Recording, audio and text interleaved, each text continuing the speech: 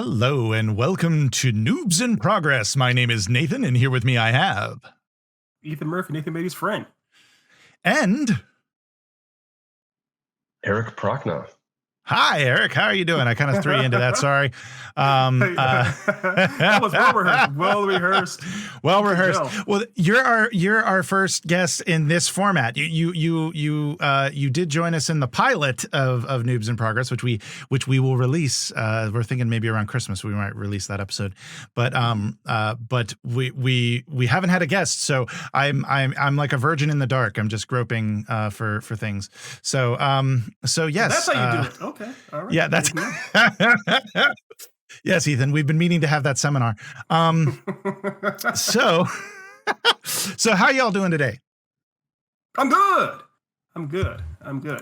I can't speak on behalf of Proc or Eric, is his Christian name, but I'm good. Proc, how are you, sir? I'm great. Yeah, I'm good. I feel like I need to make a disclaimer because I realized I wore my Hawaiian shirt. I made a bold choice at the start of quarantine. I thought, you know what? I'm gonna buy a couple Hawaiian shirts because that's gonna get me through this quarantine. Is pretending I'm on permanent vacation when I'm stuck at home. You know, it's a mental thing. But then shortly after quarantine started, and with all of the political hubbub that has come about, it came to my attention that there's a group of people called the Boogaloo Boys, and they wear Hawaiian shirts. So I just feel like I need to make a disclaimer. I am not affiliated. You are a Boogaloo Boy? Absolutely not. Or not? Absolutely Okay, not. all right. I'm not associated with any political movement. I'm just a white guy with bad taste, like most people who wear Hawaiian shirts. Fair, so, fair. Well, the number one rule of this show is no kink shame. No kink shame. So whatever you do, my friend, you do you. The Hawaiian shirt works well. Not to get too much further off on this tangent, but on the show early this week, we had our resident artist was drawing a character that I think the chat suggested for our CIP Pictionary type of show, and it was a Weird Al, and the thing that gave away the character was she drew flowers on his shirt. And guess who it was after that. So we're sticking with the theme, and it's weird long hair. So I think we're wow. There actually, we go. her drawing looks wow. Yeah. Wow. Yeah, well, and it's funny, like I, not to take us down the path even more, but we're already down it. We're already down the path. Where I currently live, I am in a relatively close proximity to the city of Charlottesville, and in the kind of craziness that was going on a couple of years ago. Well, as if you may remember, some of that craziness had to do with tiki torches, and there was. I was with a buddy and we were at Lowe's, and he had to get a couple of tiki torches and a thing of tiki torch fuel as we're leaving. And now granted, this was like 2 or 3 months later, so it wasn't like, and there wasn't really anything going on or anything, but still, big white dude and a skinny white dude walking up to the front with a bunch of tiki torches, and we're like, and we see people looking at us. We're like, we're not. It's barbecue, And so, yep. Yeah. So yeah, lots of fun. Yeah. Lots of fun. On that positive, fun note. Goddamn racist. Anyway, welcome to the show. Oh yes. God. I'm just hopeful that no one that was that's either a Boogaloo or is a tiki torture. Either of them came to the show because of what you guys just said. Like, hey, this is my kind of place. I can hang out here. No, if you are, leave. Please leave. Yes. Leave now. We will not miss you. For all those who are staying, thank you so much for joining us. Obviously, this show has nothing to do with any of what we just said the last 10 minutes at all. And Nate, would you like to tell people what we are going to be talking about for our next review? Yes, it's well, I'll put it this way. It's time for Animaniacs. Now this is going to be a slight-ish. We're getting squishy with the rules. Is what we're doing, because all three of us are fans of the original Animaniacs series. And for those of you who are not familiar, which water tower have you been locked in for the last 30 years? But in the early or mid 90s, there was a cartoon show called the Animaniacs, and it was Warner Brothers. It and it was fantastic. It was an amazing show, and all three of us are fans. And they are re-releasing it with the original cast, which is extremely exciting. And it's they're not releasing re-releasing it. They're releasing new episodes. Yes, they're coming out with new episodes with the original cast. Very exciting. And it's coming out on Friday, the 20th. The 20th, yes. 20th on Hulu. On Hulu. So we are going to watch that, and we are going to then reconvene next week and talk about it.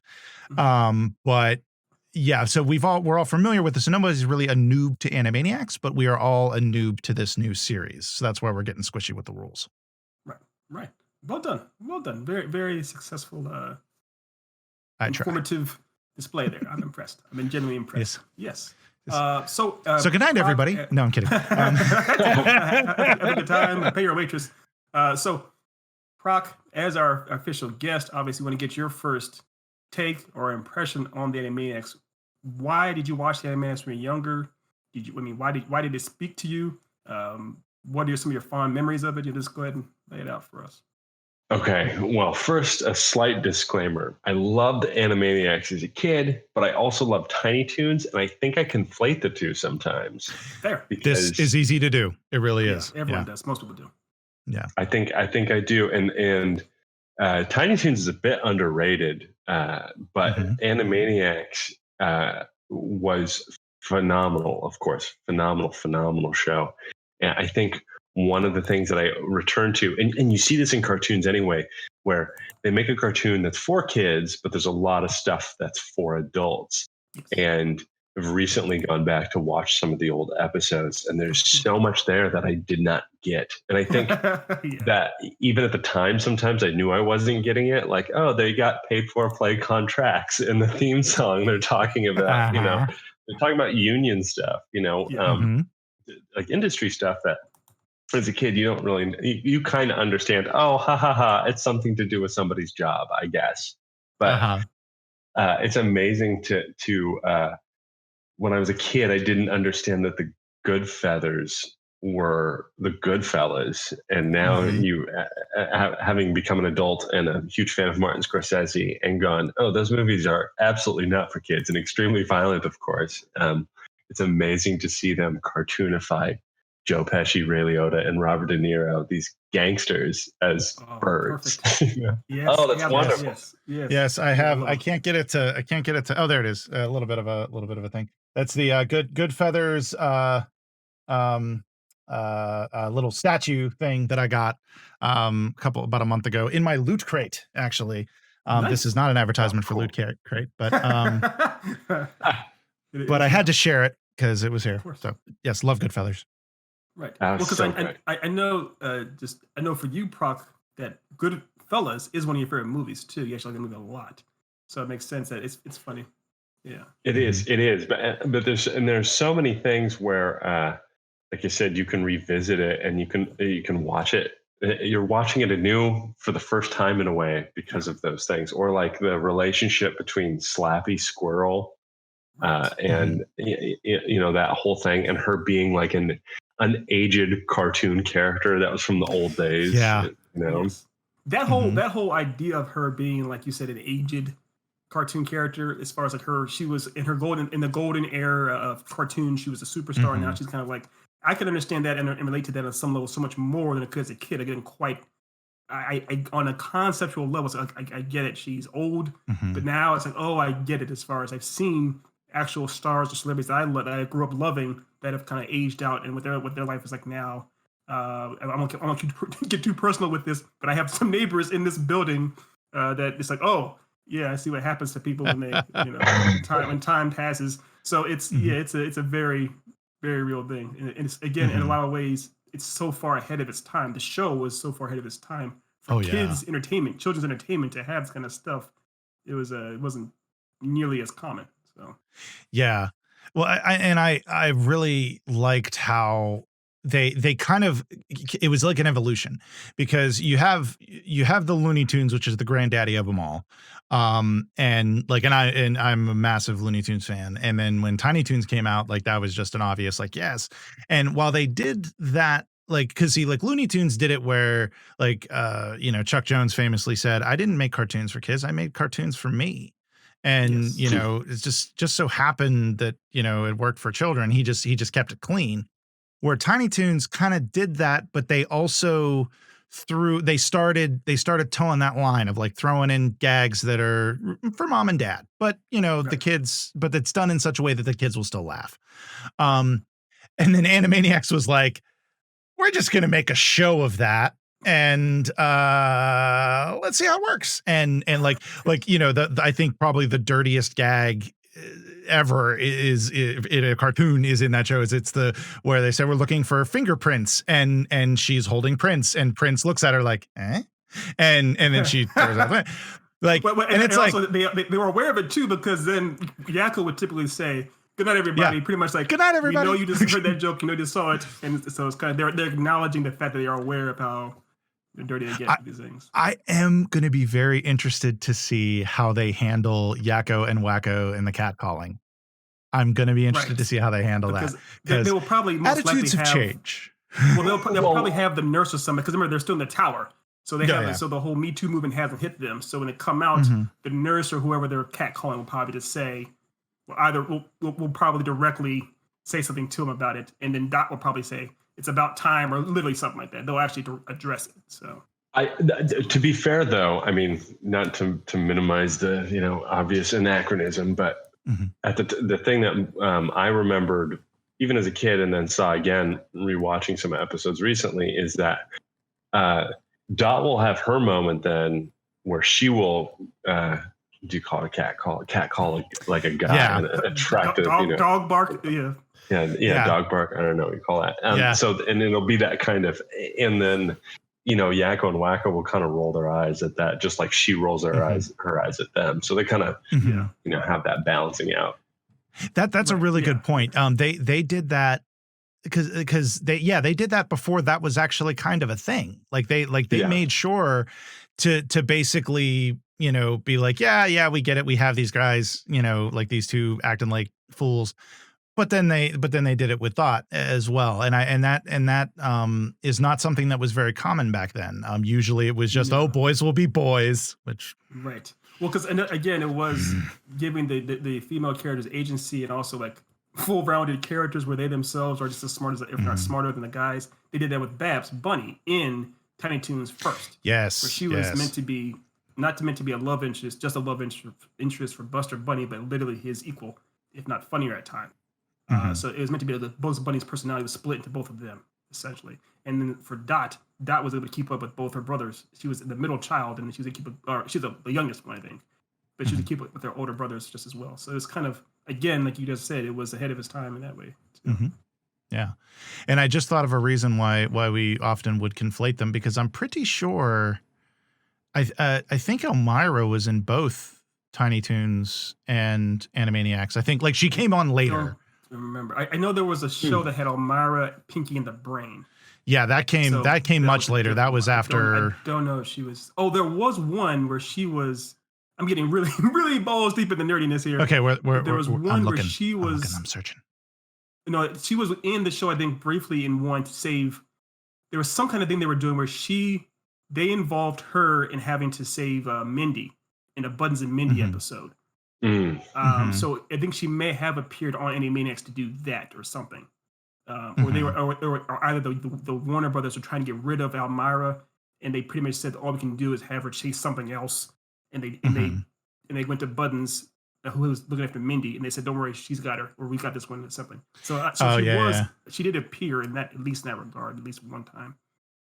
Well, and it's funny to me to think how like we've got, you've got Tiny Toons over here, and you've got Animaniacs over here, and the people who made them, like obviously cross-pollination, all of that. And in smack dab in the middle, you have Batman the Animated Series. Because what's it? Bruce Timm, he was working on Tiny Toons when he got tapped to do Batman the Animated Series. And then there was a lot of cross-pollination between those three. Then it's Warner Brothers Animation at the time, so obviously it makes sense.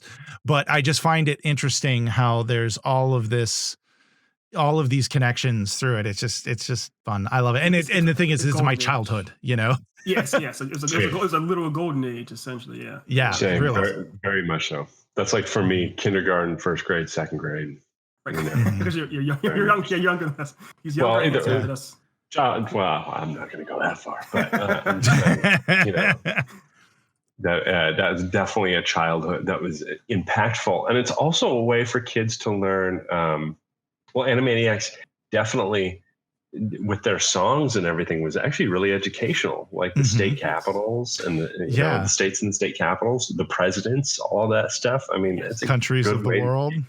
Yeah. Right. Yeah. So as I was at Proc's house a few weeks ago or a month ago or so, and I was talking to him and his girlfriend about it 10 years ago, because it was COVID. So time is irrelevant now, but I think we were talking. Did you remember the countries of the world song had you seen that episode yet? Country, I mean, not in the recent rewatch. I haven't seen the countries of the world one. That's my favorite one that they do. You mentioned it, Nate. That country of the world. That's my favorite. United States, Canada, Mexico, Panama. There was once a time where I could actually sing it because that is because now granted, insane. I will say not well, not at the same speed he did, and but at all was impressive. They literally do every single country in the world. And they've updated it too. And I remember I was a big fan of Rob Paulson's podcast, and he would often talk about it. Like every other podcast episode, he would talk about it.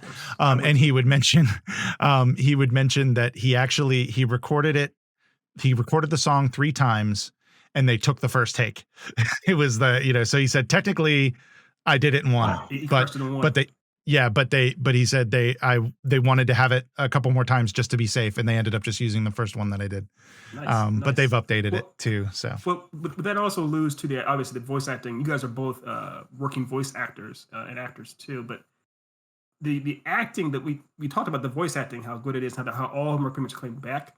That was still some of the most iconic from my childhood. The voice actors, I still think about those voices and how amazing they actually were, and it made me think more about the importance and significance of voice acting.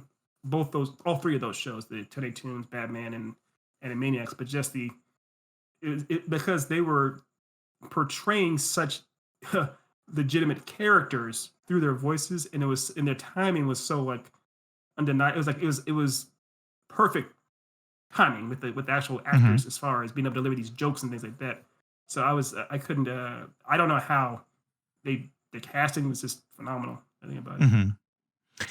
Yeah, they. I think the choices that they made in getting them there's the story of God is went right at it, Brain. The voice actor. Rob Paulson. No, that he's Yakko. Which his name. I know. Maurice LaMarche. Yeah, okay. Maurice LaMarche. Yeah. Like the story that they gave with him was basically he came in to record, to audition, and he was famous among the VO community of recording for his warm up. He would do the peas commercial from names are not a thing for me. Who's the director? So I can't remember the name of the company. I remember the actor was Orson Welles. I can't Orson Welles. Company, though. Yeah, it was. Oh yeah, it was something. It was like, but he was doing he would do that commercial because there's a famous audio file of Orson Welles just going off on an audio engineer because the script he was reading was crap. And it was a long gig too. He was drunk. Wow. This is, he was hammered Wells was too. usually drunk. So he was definitely drunk. Definitely drunk. At least drunk. Yeah, and like he always came in at least a quart, and then and then he'd just go from there.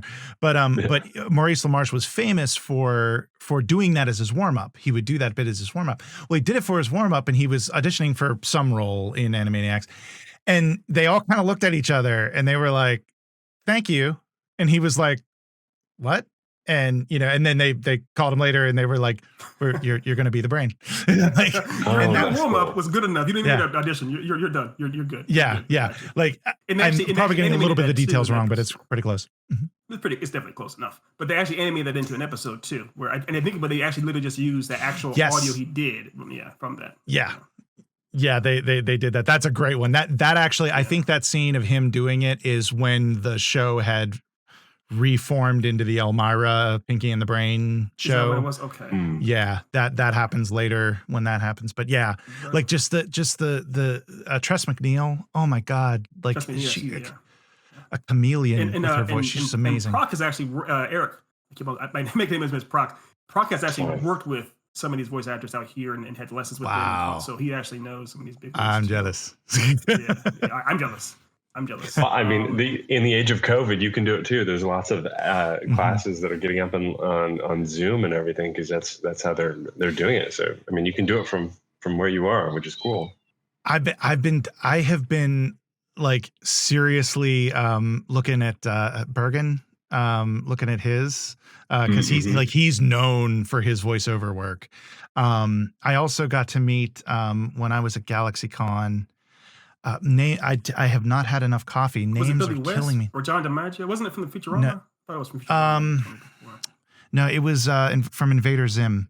Rich. Okay. I'm gonna get it. Hold on. Forgive me. While he does that, I'm gonna pull up this list here. So Proc. Well, and I will say also just because I want to plug the class I'm taking right now. Please do. Yes. Really good one. I recommend Lauren Adams. You can yes. Her. She's fantastic. She's who I'm taking some classes with right now, and because she's been doing it for so long, working as a director, as a VO director, she gets a lot of amazing guests to come in. So I've met her. Lauren Adams. I think I've met her. Yeah, because I think she was at VO Atlanta a couple years back when I went, and I was at this table and we were chatting, and like she seemed awesome. So yeah, I'm definitely, thank you for that suggestion. That reminds me she exists. Thank you. Yeah, absolutely. And that's for anybody too. Just she's really fantastic. She's I've done some private one-on-one lessons with her, and then also done some other class. I'm in a class right now with her, and we had on our last class, we had Neil Kaplan came in and kind of guest directed and gave us tips, and we had JB Blank the week before. And what was kind of funny was I told Ethan this. Oh wait, can I talk about a thing that's not? I can't talk about that probably. Never mind. We are going out live. Be aware. I don't NDAs in force. We're going out live. So if you can't say something, don't say it. Disclosures. How can I do this? Okay, I think I can get around this. So coincidentally, I know that you gentlemen have been playing a Batman video game lately. Mm-hmm. That's the thing. And it was kind of interesting to be aware of that. And then that night, even I was honored with our class. We had JB Blank came in as a guest, director, and he talked about doing how he got to do the kind of his process for finding voices, and he used the character of Bane as an example because he did Bane in that game. So I was like, oh, what an interesting coincidence. And that's awesome. Yeah, that is great. Yeah, cool. The voiceover artist. Okay, awesome. The voiceover artist I was trying to think of was Richard Horvitz. He has a really fantastic. He does. Yes, he does Zim. He is Zim. Yeah, because Zim, that voice is amazing. I love that voice. I've heard that his class is also fantastic. I'd be interested to see. I haven't checked to see if he's doing at home classes right now. But that was something I struggled with before COVID. Was finding voiceover actors, because I did find a fantastic one who just happened to live locally. That was God, why are names? Geez, she was on our show. It's one of those things where it's like This shows you. This is what early onset senility does to you, because it's right there. She's right in front of my head, right in front of my face, and the name is even there. And then right as it goes to go out of my mouth, it's just okay. This is what happens, kids. Aging sucks. You should have looked forward to.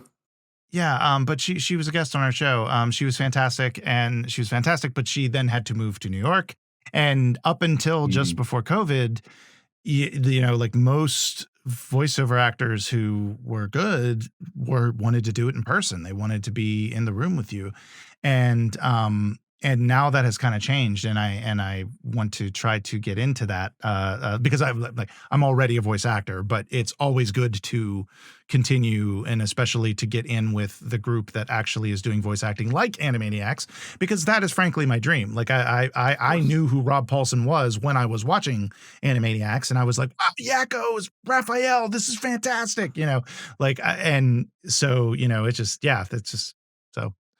Yes. That tirade petered out. Anyway. No, you're good. And it makes perfect sense. But we are good. We get as we're wrapping it up though. We don't have to. Wait, no. He had something to say. You completely steamrolled him. Go. I'm sorry. Oh, I didn't want to stop progress. No, I just wanted to jump off that note and say that I think a lot of people might not know how usually when you record voiceover, people are recorded solo and individually, and they don't see the other actors. And something that they showed with this new with Animaniacs, there's a little featurette that's available right now, right through Hulu. Sorry, I might have to let the kid know if you can hear that. There is this featurette for Animaniacs on Hulu right now shows those voice actors getting together and in person, side by side. I mean, I'm sure everybody got COVID tested, but actually recording together, and that's such a rare thing and so cool because then they're actually like acting off of each other, which is the rare cool thing. They still have the same chemistry. I love it. All right. So I'm just going to read this real quick. We won't do the whole precoital questionnaire. We don't need to, because that makes sense for this. But just a couple of questions I'll ask you guys. Just real quick, what are you hoping to see? Eric, you can go first. Oh, shoot. What am I hoping to see? Yes.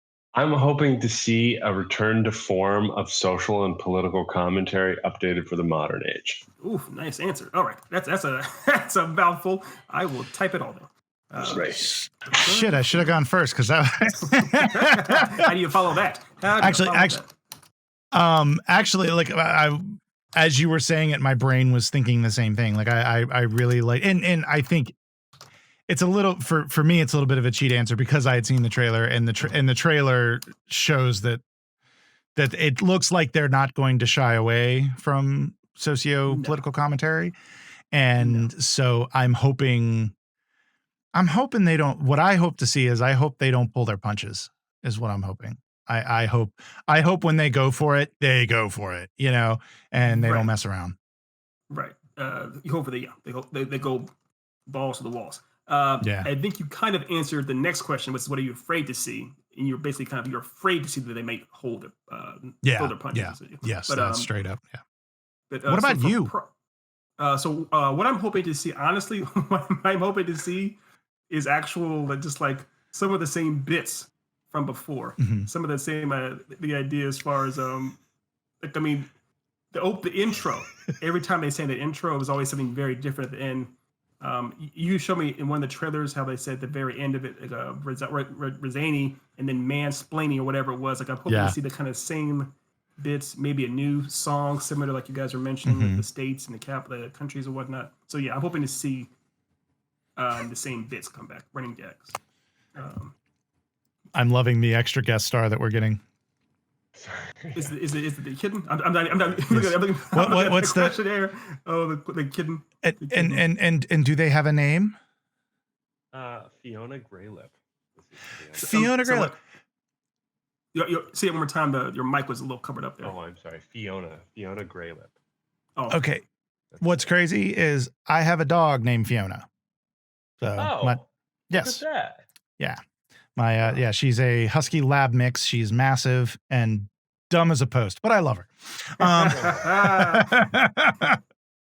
That's a good sign. And then so I'll just ask you, Proc, what are you afraid to see? What am I afraid to see?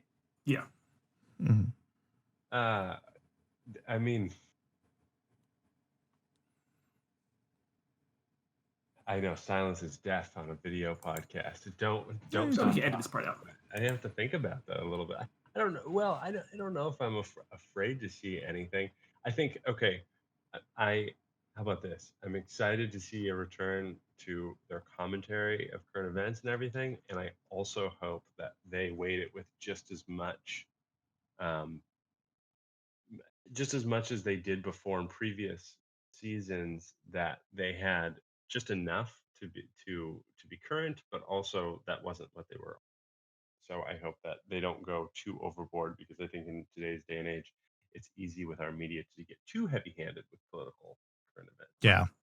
Right. Makes sense. And I will lock that in.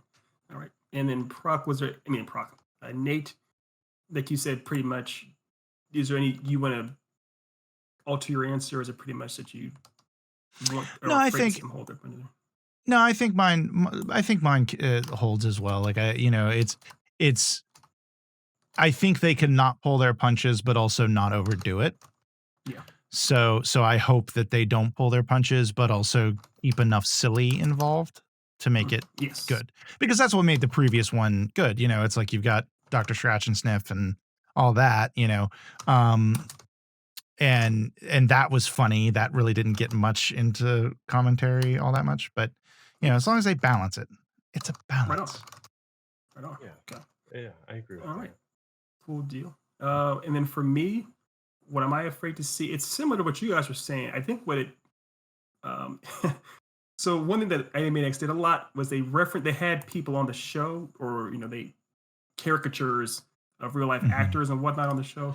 And I'm worried that they may have maybe too many actors and appearances and whatnot, because there's so many more like celebutants and Mm. people like that aren't running around these days. I don't necessarily want to have them jamming up the show too much. So I'm afraid to Mhm. see too many cameos from randos Mhm. this time around. Mhm. I hope what I hope they do, this is a prediction that I hope that they do, is that they kind of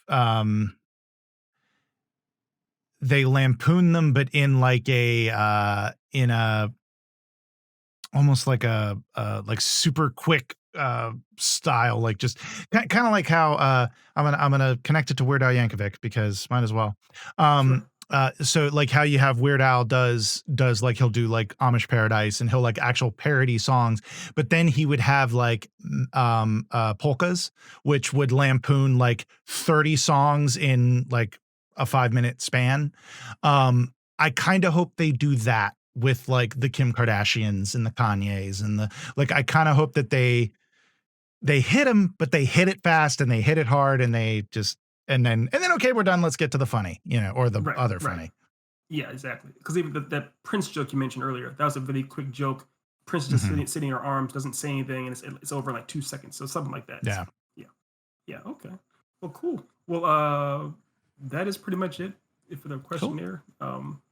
So yeah, that's all All we right. have. Oh, I do need to throw out real quick. Lana Young was Yeah, who I was yeah, saying. yeah.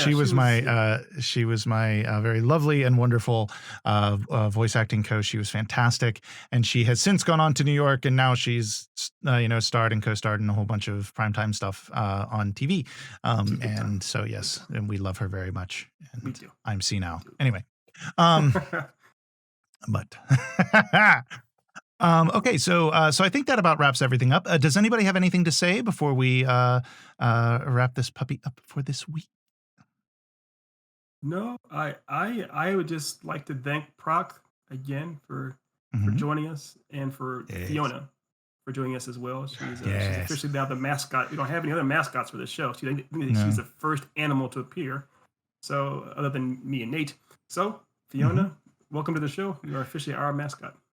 I think she thanks you, and I know the Warner brothers and the Warner sister are not any animal, because that's part of their point.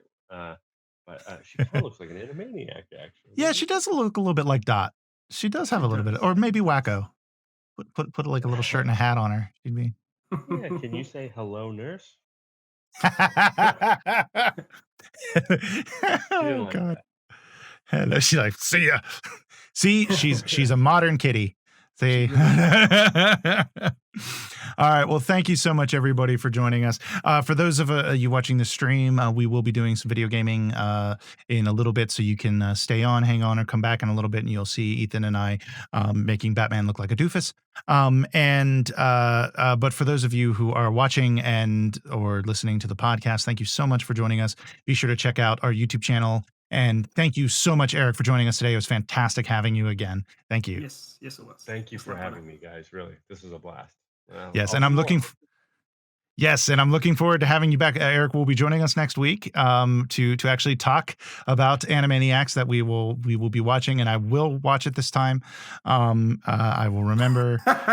In fact, I might even watch it before Ethan reminds me. I hope miracles happen. It is that time of the year season. So. Yes.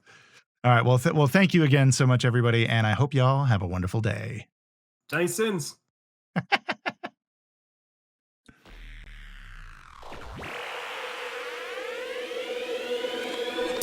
At Geek Insider, we foster relationships with those in the geek sphere so we can give our audience the insider view of entertainment, tech, and more.